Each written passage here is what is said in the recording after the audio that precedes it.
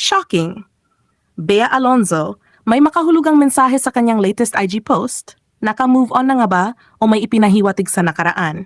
Trending ngayon ang latest Instagram post ni Bea Alonzo matapos niyang ibahagi ang serye ng mga larawan na sinabayan ng simple pero makahulugang captions.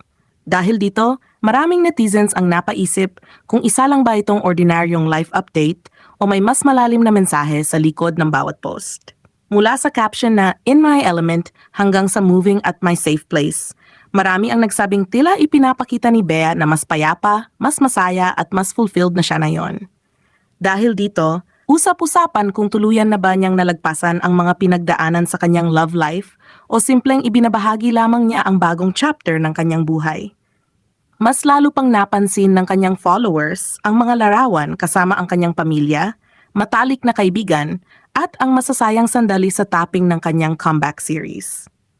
Para sa marami, kitang-kita ang positibong pagbabago sa aktres habang ang iba naman ay nagtatanong kung may gusto ba siyang iparating ng hindi direktang sinasabi.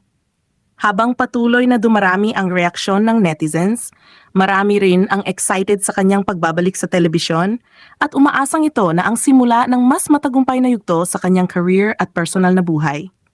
Ano sa tingin mo? Naka-move on na nga ba si Bea Alonzo o may mas malalim pang kahulugan ang kanyang mga caption? Panoorin ang buong video at alamin ang detalye.